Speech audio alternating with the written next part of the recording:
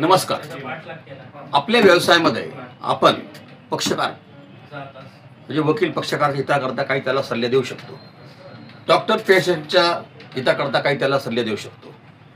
मालक जो आहे तो मजुराच्या हिताकरता काही सल्ले देऊ शकतो. हे सल्ले त्याच्या हिताकरता असतात. त्याचा दुरुपयोग होणे ही अनादर गोष्ट आहे. सल्ला देत असताना हा स्पेसिफिक वकिली क्षेत्रातला ही घटना आहे. वकिलाने पक्षकाराला सल्ला दिले की तू असं कर, तू तसं कर. त्याची पूर्ण स्टोरी ऐकली आणि त्यानंतर सल्ले दिल्याप्रमाणे त्यांनी वागणे त्याचं कर्तव्य होतं. त्यांनी सगळी परिस्थिती समजावून सांगितल्यानंतर दिलेला हा सल्ला होता. बऱ्याच वेळा असे डिस्प्यूटचे मॅटर्स असतात, फॅमिली डिस्प्यूट असतो किंवा व्यावसायिक डिस्प्यूट्स असतो. अशा वेळी दिलेला सल्ला जो कोणी पक्षकार असतो तो क्रिएट करतो, बनवायला प्रयत्न करतो. सल्ल्याचं तो रूपांतर वर्तणुकीत करतो. अशा वेळेला तो रागाच्या भरात काही बोलून जातो.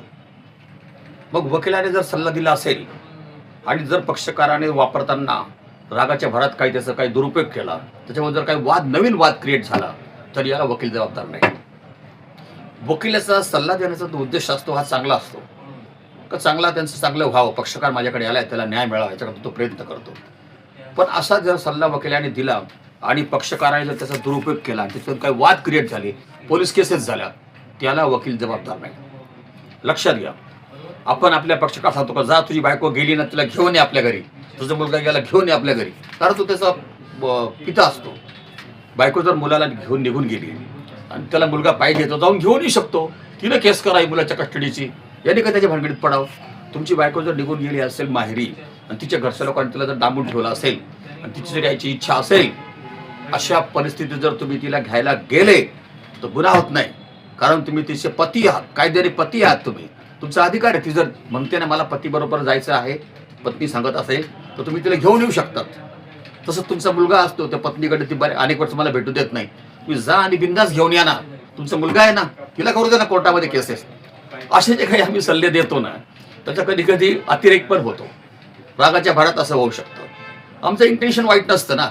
तो बिचारा 4 वर्षापासून मुलाला दूर असतो किंवा पती आहे तो पत्नीपासून दूर राहतो, तिला पण यायची इच्छा असते.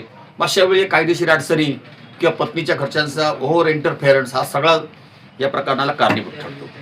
आणि मग हा सल्ला जे वकील लोक देतात, सुप्रीम कोर्टापर्यंत ते प्रकरण गेलं होतं, वकील सल्ल्याचं प्रकरण. सुप्रीम कोर्टाने हा सल्ला देताना हा अपराध नाहीये, वकिलाने दिलेला सल्ला हा काही अपराध नाहीये. जातीला घेऊन ये, पकडून आण, मुलाला घेऊन ये, तुझं सामान तो घेऊन ये, हा सल्ला म्हणजे अपराध नाही, असं सुप्रीम कोर्टाचं मत आहे. हे जे प्रकरण होतं नरेश अनेजा विरुद्ध शरीफ अहमद यांचे प्रकरण होतं, उत्तर प्रदेशामधलं प्रकरण होतं, ते सुप्रीम कोर्टापर्यंत गेले. सुप्रीम कोर्टाचे न्यायमूर्ती होते अरविंद कुमार आणि